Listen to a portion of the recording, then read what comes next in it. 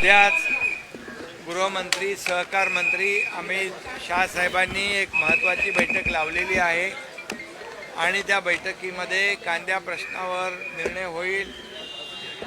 राज्य सरकार आणि केंद्र सरकार मिळून कांद्या खरेदी केंद्र सुरू झालेली आहेत। 15 रुपये 80 पैसे दराने कांदा खरेदी केला जातोय। शेतकऱ्याला राज्य आणि केंद्र सरकार वाऱ्यावर सोडणार नाही आणि शेतकऱ्यांच्या पाठीशी उभा राहील।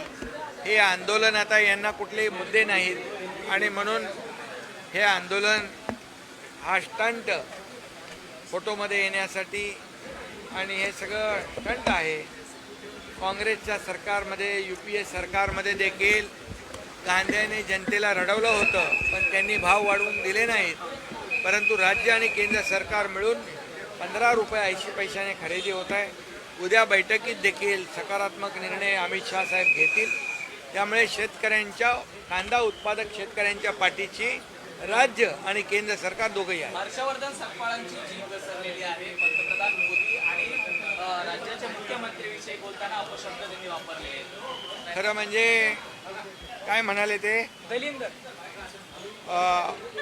हर्षवर्धन सपकाळ हे आता जेमतेम 1-1.5 वर्ष काँग्रेसचे अध्यक्ष झालेत आणि प्रधानमंत्री मोदी साहेब 13 वर्ष गुजरातचे मुख्यमंत्री होते।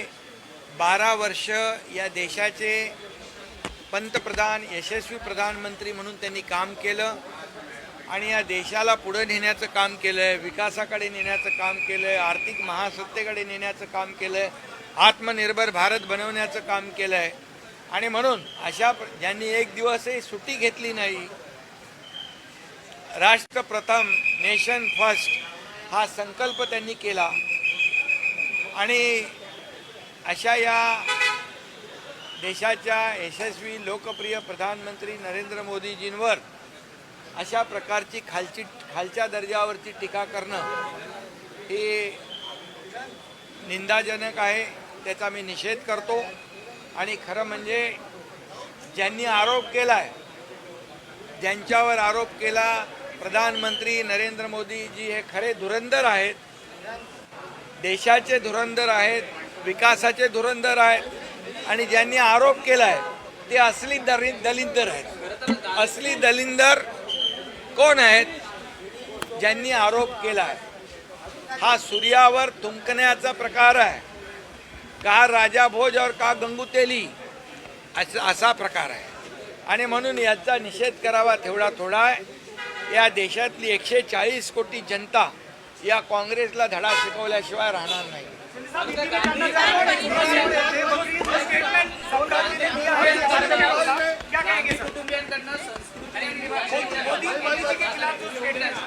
ही संस्कृती नाही। देशाच्या प्रधानमंत्र्यांना खालच्या पातळीवर अशा प्रकारचं वक्तव्य करणं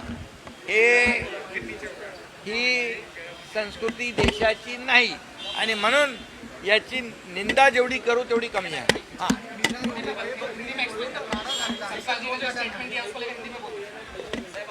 हर्षवर्धन सपकाळ इन्होंने कांग्रेस के अध्यक्ष महाराष्ट्र के, इन्होंने प्रधानमंत्री नरेंद्र मोदी जी पर निचले स्तर पर जो टिप्पणी की है, आरोप लगाया है, जो मैं कहूँगा कि ये जो आरोप है, ये जो टीका है, इसका मैं निंदा करता हूँ, इसकी कड़ी निंदा करता हूँ, इसका मैं निषेध करता हूँ और मैं इतना ही कहता हूँ कि देश का असली धुरंधर नरेंद्र मोदी जी है, जिन्होंने देश को आगे बढ़ाया है। ये विकास के धुरंधर है और इसीलिए जिन्होंने ये आरोप लगाया है वो असली दलिंदर है, ये मैं कहूँगा। और मैं ये भी कहूँगा, कहा राजा भोज कहा गंगू तेली वाली बात है। सूरज पे थूकने के बाद क्या होता है? क्या होता है? सूरज को थूकने पर क्या होता है?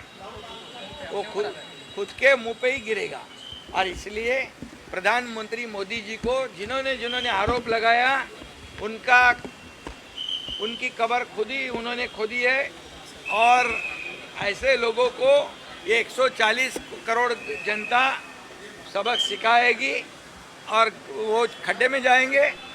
और मैं इतना ही कहूँगा, जितने आरोप मोदी जी पे, मोदी जी ने 12 साल ये देश का प्रधानमंत्री के रूप में काम किया है, 13 साल गुजरात के मुख्यमंत्री के रूप में काम किया है।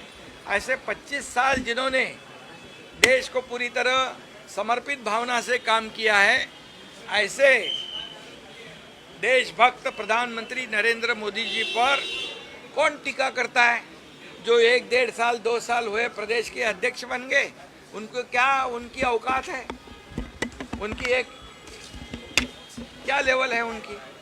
और प्रधानमंत्री जी पर जितनी टीका टिप्पणी आप करोगे, कांग्रेस ने जितनी टीका टिप्पणी की, कांग्रेस आज कहा है कांग्रेस खड्डे में गिर गई है, लोगों ने उसको खड्डे में डाल दिया है।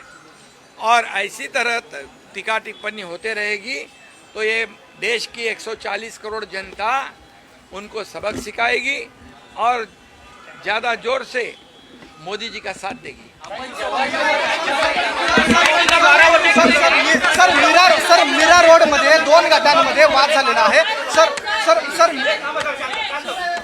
12 वर्ष पूर्ण झालेली आहे। एक तप मोदीजींनी काम केलंय, यामध्ये देशाचा विकास झालेला आहे, देशाची आर्थिक अर्थव्यवस्था मजबूत झालेली आहे, देश आत्मनिर्भर झालेला आहे। आज डिफेन्समध्ये देखील जे शस्त्र आहेत ती देखील आपण आज एक्सपोर्ट करायला लागलेलो आहोत। आणि देशाचा विकास ज्या पद्धतीने होतोय 12 वर्षामध्ये एकही भ्रष्टाचाराचा डाग मोदीजींवर लावण्याची हिंमत कोणी केली नाही।